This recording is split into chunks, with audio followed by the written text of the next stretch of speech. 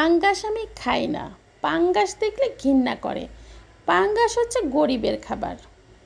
তাদের জন্য এই ভিডিওটা না। যাদের কাছে পাঙ্গাস মাছ খুবই পছন্দের মাছের তালিকার মধ্যে একটা, তাদের জন্য এই ভিডিওটা। আসসালামু আলাইকুম, কেমন আছেন সবাই? আশা করছি আল্লাহর রহমতে সবাই সুস্থ আছেন, ভালো আছেন। আমিও আলহামদুলিল্লাহ বেশ ভালো আছি। তো আজকে আমি রান্না করছি সরিষা পাঙ্গাস। তো সরিষা পাঙ্গাস রান্না করার জন্য আমি কিন্তু কিছু আদা, রসুন, পেঁয়াজ, কাঁচামরিচ আর সরিষা দিয়ে সব কিছু দিয়ে একসাথে ব্লেন্ড করে নিয়েছি। নিয়ে তারপরে এই যে একটু ছেঁকে নিয়েছি, কারণ সরিষার মধ্যে একটা সাবা সাবা মতো থাকে, তো সেটা আমি যাতে আলাদা হয়ে যায় এই জন্য ছেঁকে নিয়েছি। এরপরে এই যে পাঙ্গাস মাছের কিন্তু যে চামড়াটা থাকে সেটা আমি সুন্দর করে টান দিয়ে ছিলে ফেলেছি। দিয়ে এরপরে লবণ আর লেবু দিয়ে আমি খুব সুন্দর করে পাঙ্গাস মাছটাকে ধুয়ে নিব। ভালো করে অনেক সময় নিয়ে খোঁচে খোঁচে ধুয়ে নিয়েছি। আর এদিকে এই যে দেখলেন তো সেঁকে ফেলেছি আমি ওই মশলাটা। তো সুন্দর করে ধুয়ে নিয়ে এখন আমি হলুদ, লবণ আর মরিচের গুঁড়া দিয়ে হালকা করে একটু ভাজা দিব। খুব বেশি ভাজা দিলে কিন্তু মাছটা শক্ত হয়ে যাবে। তো আমি হালকা একটু ভাজা দিয়ে নিয়ে তারপরে আমি বাকি প্রসেসিংটা শুরু করব। তো এই যে পাঙ্গাস মাছটা আসলে কি, যার যেটা পছন্দ, যে যেটা খেতে পছন্দ করে, সবারই যে একই জিনিস ভালো লাগবে এমন কোনো কথা নেই। অনেকেই খায় না, আবার অনেকের কাছে খুবই পছন্দের। সেক্ষেত্রে যাদের ভালো না লাগে তারা ভিডিওটা না দেখলেই পারেন। অথচ অনেকে, আমি এর আগে পাঙ্গাস মাছের ভিডিও দিয়েছি, ছি ঘেন্না লাগে, টাকা শেষ, গরিব হয়ে গেছে, এই জন্য পাঙ্গাস খাচ্ছে, এই টাইপের কথাবার্তা আপনারা বলে থাকেন।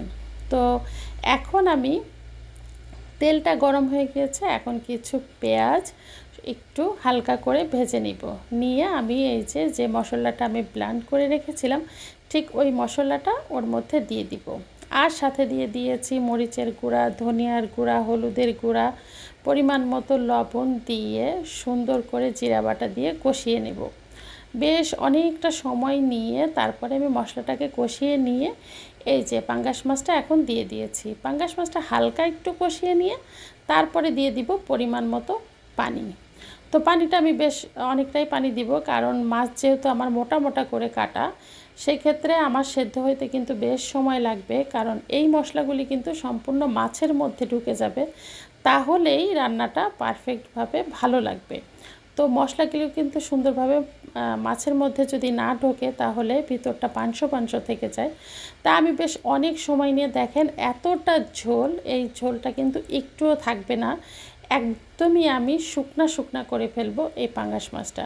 আর শুকনা শুকনা করে ফেললে আমার কাছে ভালো লাগে। তবে আমি সব রকমভাবেই খাই এখন।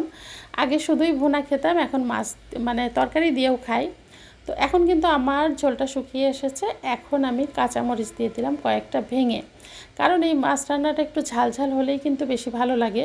আর এই মরিচের ফ্লেভারটাতে কিন্তু বেশি ভালো লাগবে পরবর্তীতে যখন আমি ভাতের সাথে খাবো।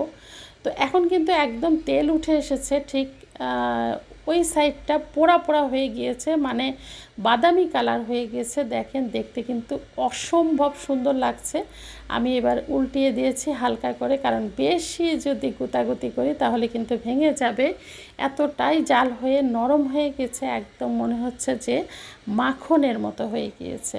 তো তারপরে এই যে রান্নাটা হয়ে গেছে কিন্তু ফাইনালি, এখন আমি গরম ধোয়া ওঠা ভাতের সাথে কিন্তু এই মাছ রান্নাটা খাবো। তো এখন আমি ভাতটাও রান্না করে নিয়েছি এবং খুলে নিয়েছি। এই যে মাছটা নিয়ে নিলাম, আর এই গ্রেভিটি তো আর কি বলবো, একদম মানে এত মিষ্টি মিষ্টি লাগছিল। এই যে মরিচটা একটু ডলে নিলাম, নিয়ে তারপরে এই যে মাখনের মতো ধরতেই যেন খুলে আসছে, মাছটা নিয়ে মুখের মধ্যে ভাতটা দিয়ে দিলাম।